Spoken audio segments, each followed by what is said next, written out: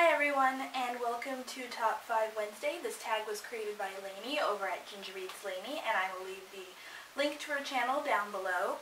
Today's topic is favorite books outside of your comfort zone. So I believe this video will be a bit of a mishmash of genres, because there were a lot of things that I was uncomfortable with until I read them, and it also introduced me to other things that I thought I wouldn't like that I ended up actually liking.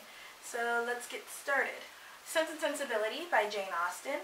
Before I read this book in 8th grade, I wasn't a huge fan of classics. I didn't think they could be interesting or compelling.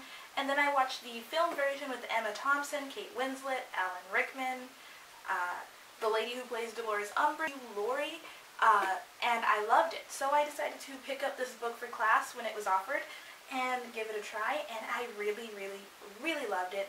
And because I ended up really liking Sense and Sensibility, I moved on to other books, Pride and Prejudice, Emma, Persuasion, and I liked each of those even more. So if it hadn't been for Sense and Sensibility and me trying to step outside of my comfort zone, I might not have ever been as huge a Jane Austen fan as I am today.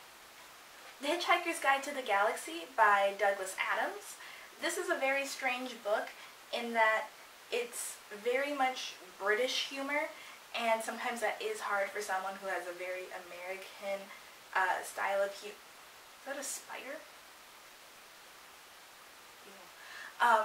Has a very Americanized sense of humor. I was a bit intimidated by this. I'm also not a huge sci-fi space odyssey person. I don't mind it. I like The Hunger Games. I can't wait to read Cinder by Marissa Meyer. But I was very intimidated by this itty-bitty book, and I read it, and I loved it. Can't really remember what happened in it, though, which can only mean that I need to reread it, because I really liked it, and I would like to read the other books in the series.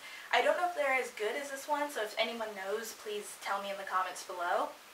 So, yeah, this one really surprised me, but I'm happy I gave it a chance. The House on Mango Street by Sandra Cisneros. This book was this book got me out of my comfort zone in that it's not actually how I thought it would be written.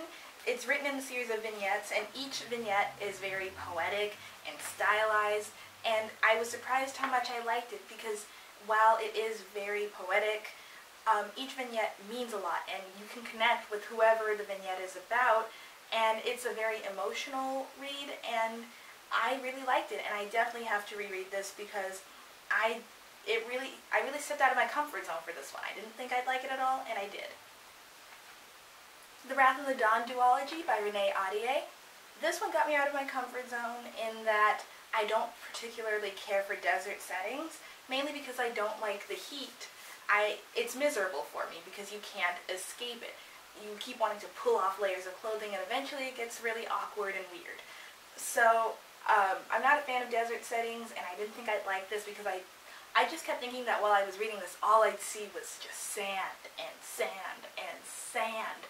But fortunately, that was not the case. The characters were compelling, the story was interesting, and even the setting, while definitely not my favorite setting, it was still very interesting, and I did want to know more about this. I did want to know more about this world. And finally, we've got The Walking Dead Book 1.